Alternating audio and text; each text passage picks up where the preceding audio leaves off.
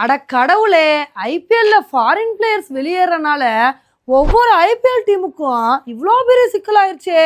இப்படி சொல்ற மாரி தான் நெறைய ஃபாரின் பிளேயர்ஸ் விளையாடாதனால, நெறைய ஐபிஎல் டீம்ஸ் சஃபர் ஆறாங்க. இன்னைக்கு நம்ம வீடியோல அது எந்தெந்த டீம் அப்படின்றதாங்க பார்க்க போறோம். ஃபர்ஸ்ட்டு பெரிய சிக்கல்ல இருக்கிறது டெல்லி டீம் தாங்க.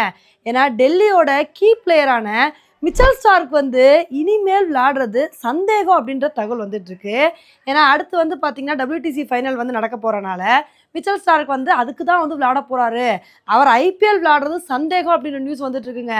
மிச்சல் ஸ்டார்க் மட்டும் இல்லைன்னு வச்சுக்கோங்களேன், டெல்லிக்கு ரொம்ப கஷ்டங்க. ஏன்னா ஸ்டார்க்கோட பர்ஃபார்மன்ஸ் தான் டெல்லிக்காண்டி ரொம்ப சூப்பராக இருந்திருக்கு. அப்பேற்பட்ட பிளேயர் இல்லை அப்படின்னா டெல்லி எப்படி தான் சமாளிக்க போகிறாங்களோ தெரியல. மிச்சல் ஸ்டார்க் மட்டும் இல்லைன்னா பரவாயில்லைங்க, ஜேக் ஃப்ரேசர் இல்லை, டுப்ளிசஸ் இல்லை, ஸ்டப்ஸ் இல்லை, இது மாதிரி நிறைய முக்கியமான பிளேயர்ஸ் டெல்லியில் ஆப்சண்ட் ஆகிறாங்க.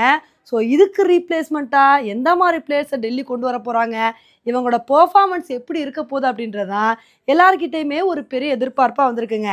ஏன்னா ஆல்ரெடி டெல்லி ஃபர்ஸ்ட் ஹாஃபில் நல்ல ஒரு பெர்ஃபார்மன்ஸ் கொடுத்தாங்க. அதுக்கப்புறம் செகண்ட் ஹாஃபில் பயங்கரமாக சொதப்புனாங்க.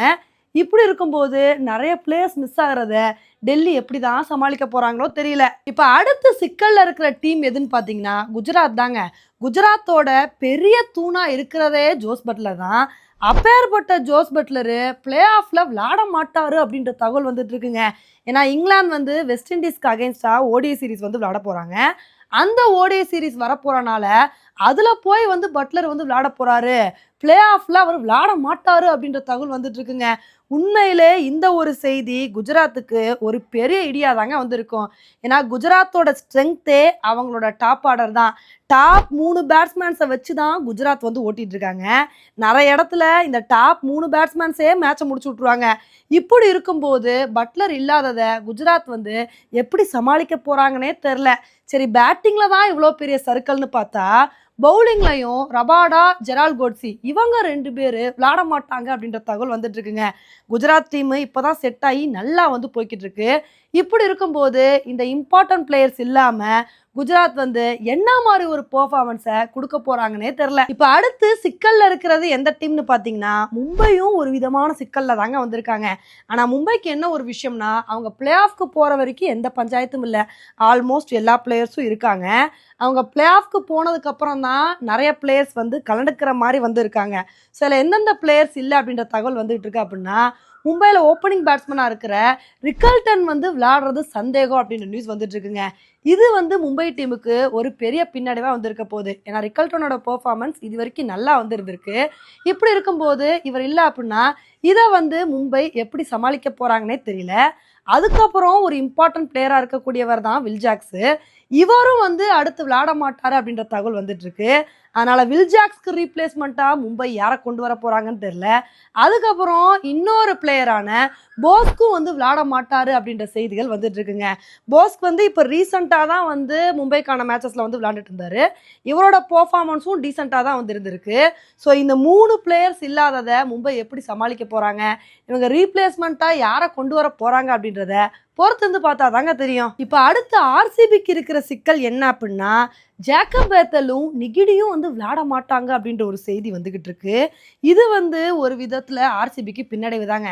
ஏன்னா ஜேக்கப் பேத்தல் ஓப்பனிங் பேட்ஸ்மேனாக களமிறங்கி நல்ல ஒரு பெர்ஃபார்மன்ஸ் கொடுக்கக்கூடியவர்.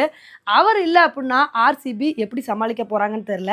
அதே மாதிரி பவுலிங்லேயும் நிகிடிக்கு பதிலாக யாரை கொண்டு வர போகிறாங்கன்னு தெரில. ஆனால் ஆர்சிபிக்கு இப்போ இருக்கிற ஒரு ஆறுதலான விஷயம் என்ன அப்படின்னா, ஹெசல்வுட் இவ்வளோ நாள் இன்ஜுரினால விளையாட மாட்டாரு அப்படின்ற நியூஸ் வந்துட்டு இருந்துச்சு. ஆனால் இப்போ என்ன நியூஸ் வந்துட்டு இருக்கு அப்படின்னா, ஹெசல்வுட் அடுத்த ஐபிஎல்ல விளையாடுறதுக்கான வாய்ப்புகள் இருக்கு அப்படின்ற தகவல் வந்துட்டு இருக்கு. ஒருவேளை ஹெசல்வுட் கண்டினியூவா எல்லா மேட்சஸும் விளையாண்டாருன்னு வச்சுக்கோங்களேன், இது ஆர்சிபிக்கு ரொம்ப பாசிட்டிவா இருக்கும்.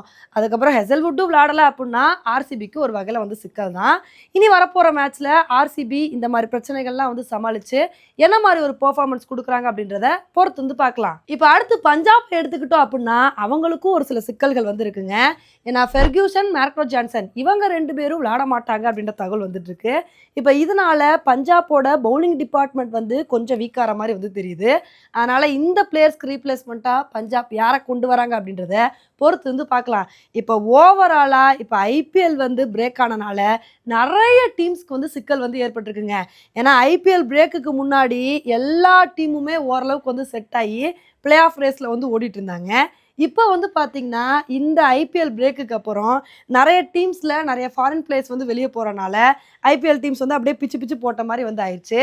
இதில் எந்த டீம் வந்து நல்ல ஒரு ப்ராப்பர் ரீப்ளேஸ்மெண்ட் பிளேயர்ஸை எடுத்து நல்ல ஒரு பெர்ஃபார்மன்ஸை கொடுக்குறாங்க அப்படின்றத பொறுத்து வந்து பார்க்கலாம். ஓகே ஃப்ரெண்ட்ஸ், இந்த ஒரு விஷயத்தை பற்றி நீங்கள் என்ன நினைக்கிறீங்க அப்படின்றத என்னோட கமெண்ட் செக்ஷனில் வந்து போடுங்க. இதே மாதிரி இன்னொரு வீடியோவில் உங்களை வந்து மீட் பண்ணுறேன். Bye friends.